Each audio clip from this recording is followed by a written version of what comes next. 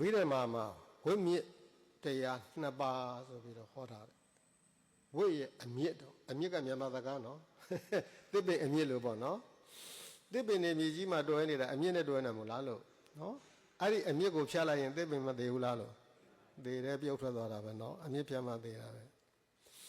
အဲ့ဒါလိုပဲငါတို့လည်းပဲဝတ်ထဲမှာတွဲနေတာအမြစ်နှစ်မျိုးနဲ့တွဲနေတာတဲ့အမြစ်တရားနှစ်ပါးနဲ့တွဲနေတာဘုရားအဲ့လိုပြောတယ်သစ်ပင်ကဥပမာပြုပြီးတော့ဘုရားဟောတာပါဝိမြစ်နှစ်ပါးလို့ခေါ်တယ်ဝိရဲ့အမြစ်နှစ်ပါးပေါ့အဝိဇ္ဇာနဲ့တဏှာတဲ့ဒါနေတော့ကြာဖို့ပြီးသားစကားလုံးတွေပါနော်အဝိဇ္ဇာဆိုရင်လည်းကြာဖို့ပြီးသားပဲတဏှာဆိုရင်လည်းကြာဖို့ပြီးသားပါပဲအဲ့ဒီတရားနှစ်ပါးနဲ့ငါတို့ဝတ်ထဲမှာအမြစ်တွဲပြီးတော့နေတာဗျနော်အဝိဇ္ဇာဆိုတာကဘာလဲဆိုတော့အမှန်တရားကိုမသိတာကိုအဝိဇ္ဇာလို့ခေါ်ဒါဖြင့်အမှန်တရားကဘာတော့ဆိုတော့အမှန်တရားကသစ္စာ၄ပါးထဲမှာပြတဲ့ဒုက္ခသစ္စာခေါ်တဲ့ခုနကငါပြောသလိုပေါ့ဝိကြီးကိုဆင်းရဲတာကြီးကိုဆင်းရဲမှမသိတာဝိကဆင်းရဲတာပဲတိုးတော့အဲ့ဒါကြီးကိုဆင်းရဲမှမသိဘူးအဲ့ဒီမသိအောင်ဘယ်သူကလုပ်ပေးတာလို့အဲ့ဒီအဝိဇ္ဇာကလုပ်ပေးတယ်အဝိဇ္ဇာကြောင့်ငါတို့မသိတယ်အဝိဇ္ဇာကြောင့်မသိတာပေါ့အဲ့တော့ငါတို့တဏ္ဍာမှာအဝိဇ္ဇာဖြစ်နေခြင်းဒီပင်လျင်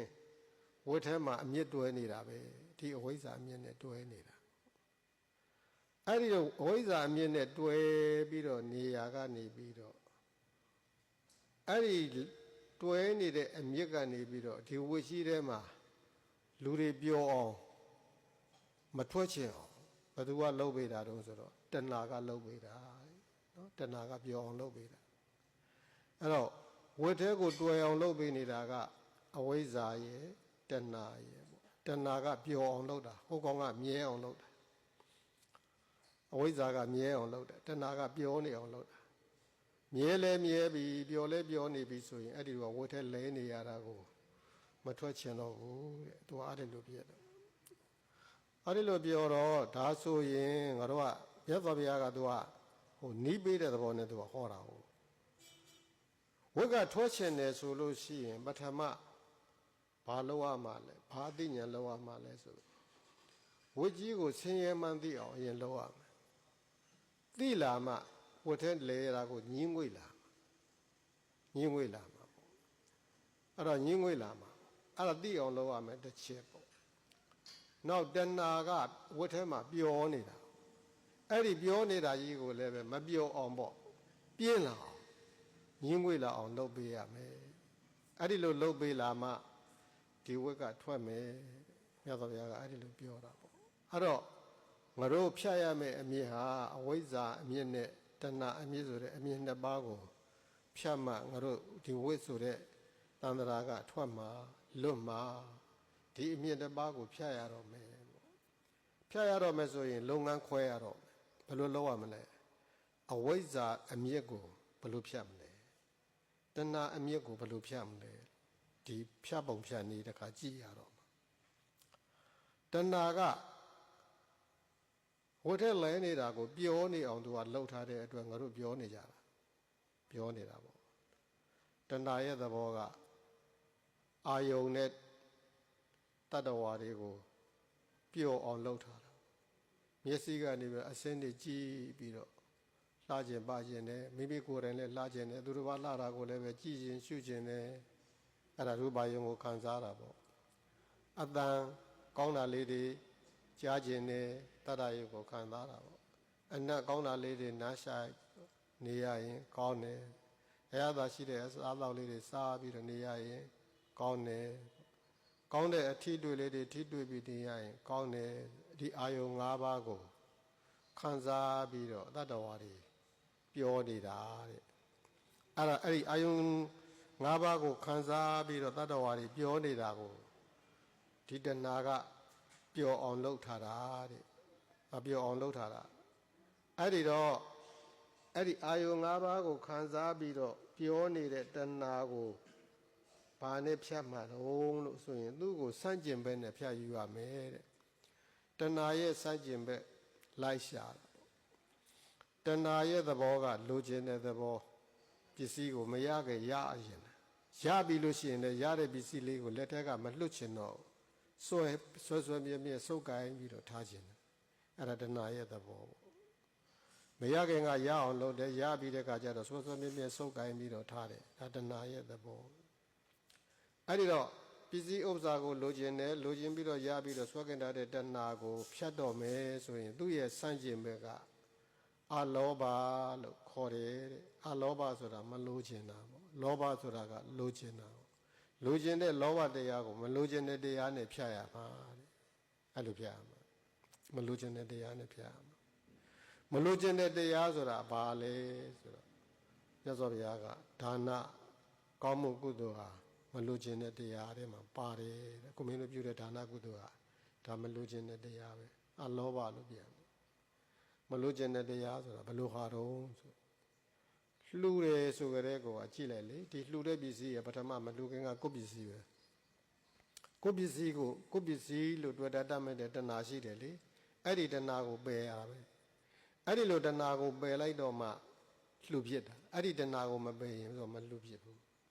အဲ့တော့လှူတယ်ဆိုတာဟာတဏှာကိုပယ်တာပဲတဏှာကိုပယ်တာနော်အဲ့ဒါကိုသတိသိမှဒါနကုသိုလ်ဆိုတာတဏှာကိုလောဘကိုပယ်တာသီလဆောင်ထိန်တယ်ဟုတ်လားပန်းပန်းချင်းနတ်သားလည်းချင်းမလုပ်ရဘူးကကုံတိမုဒ္ဒါတွေမလုပ်ရဘူးမကြည့်ရှုရဘူးရဲသေးသားတွေမတောက်စားရဘူးစသည်အဲ့ဒါတွေရောအဲ့ဒါအာယုံခံစားမှုကိုရှောင်တာသီလကအဲ့ဒါလည်းပဲတဏှိအပြင်တဏှာကိုပယ်တာပဲသူကလည်းသီလဆိုတဲ့သဘောကိုသတိထားလိုက်သီလဆိုတာကအလေးအကျင့်ကိုသီလလို့ခေါ်တယ်အလေးအကျင့်လုပ်ယူလိုက်တာတရက်ဥပုသ်ဆောင်တယ်ညသာမစားဘူးနေလိုက်တယ်နေနိုင်တယ်ဟာငါဒီနေ့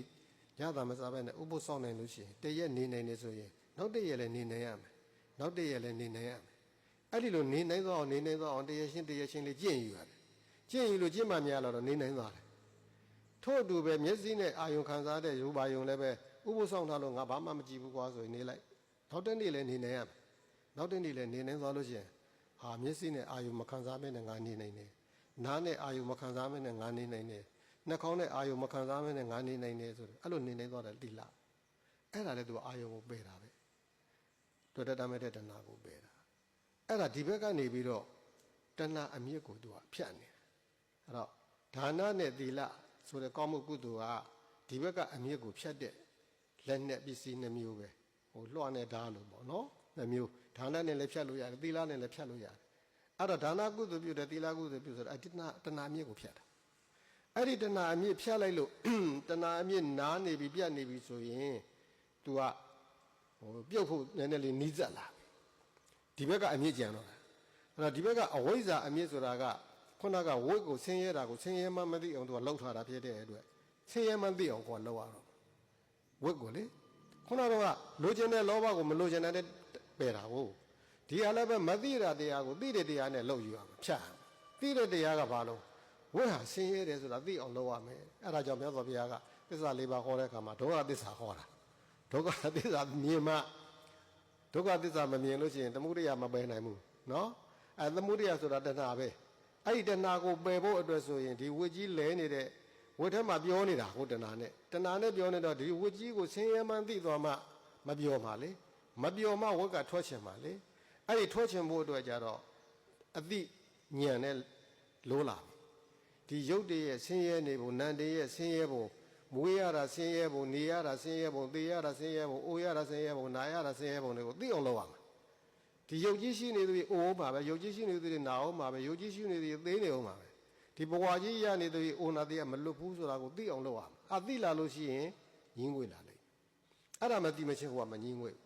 အဲ့တော့သိအောင်လုပ်တာကိုအဝိဇ္ဇာအမြင့်ကိုခုတ်တယ်ဖြတ်တယ်လို့ခေါ်တယ်တစ်ဖက်ကသိအောင်လုပ်တာအဲ့တော့ဒါနကုသိုလ်နဲ့သီလကုသိုလ်သည်တဏှာအမြင့်ကိုဖြတ်တယ်ဘာဝနာကုသိုလ်သည်အဝိဇ္ဇာအမြင့်ကိုဖြတ်တယ်ဟောဒါနသီလဘာဝနာသုံးခုလေအဲ့ဒါကြောင့်မို့လို့ဘုရားဘာသာရဲ့ရည်ရွယ်ချက်ကနိဗ္ဗာန်အဲ့ဒီနိဗ္ဗာန်ကိုသွားမယ်ဆိုလို့ရှိရင်ခြေလမ်းလှမ်းရလိုက်အဲ့ဒီခြေလမ်းကဘလို့အလှမ်းမျိုးလှမ်းမှလဲဒါနနဲ့လှမ်းမလားသီလနဲ့လှမ်းမလားဘာဝနာနဲ့လှမ်းမလားဒါနကုသိုလ်တစ်ခုဖြစ်ရင်ဒါခြေလမ်းထိုးတာပဲ